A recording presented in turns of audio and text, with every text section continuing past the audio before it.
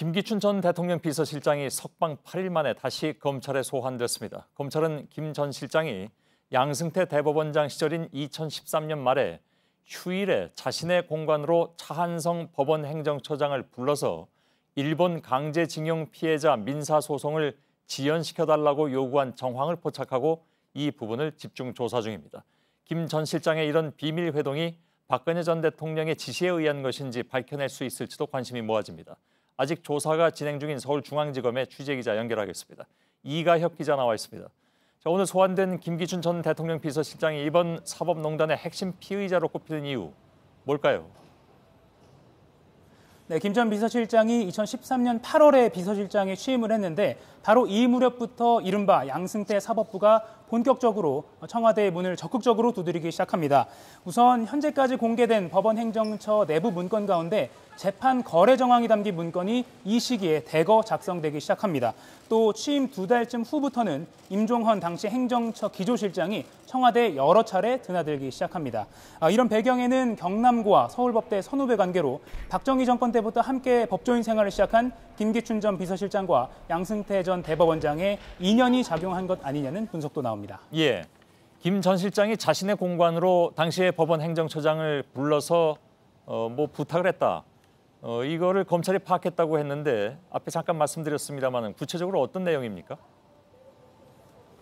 네, 검찰 등에 따르면 2013년 12월 말 휴일 오전에 김기춘 전 비서실장이 서울 삼청동의 비서실장 공관으로 당시 법원행정처장이었던 차한성 대법관을 직접 불러서 대법원에 올라온 재판을 논의하고 또 청와대에 요구사항을 전달했다는 겁니다. 그 재판은 바로 일본 강제징용 피해자들이 일본 전범기업을 상대로 낸 민사 손해배상 소송인데요. 대법원이 일본 기업의 책임을 그대로 인정할 경우에 당시 한일 관계에 악영향을 줄 것을 우려한 청와대가 대법원에 재판을 최대한 처리를 늦춰달라 이렇게 부탁을 한 것으로 요구를 한 것으로 검찰은 보고 있습니다.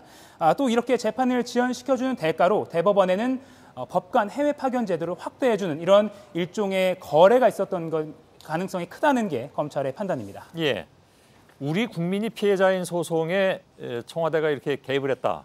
이건 삼권 분립 자체를 무너뜨리는 일이기도 하죠. 그리고 검찰이 윤병세 전 장관도 어제 비공개로 소환했다면서요? 그렇습니다. 검찰은 이 회동이 있었다는 사실을 지난 2일에 외교부에 대한 압수수색을 통해 확보한 외교부 회의 자료를 통해서 확인을 했습니다. 그리고 이 문건에 윤병세 당시 외교장관도 회동에 참석했다는 사실을 먼저 문건을 통해 확인을 했고요. 또 어제 윤 전 장관을 검찰이 비공개로 소환을 해서 직접 회동에 참석한 사실을 확인했습니다. 그리고 당시 오간 구체적 논의 내용도 파악을 한 것으로 전해지고 있습니다. 예, 이가혁 기자였습니다.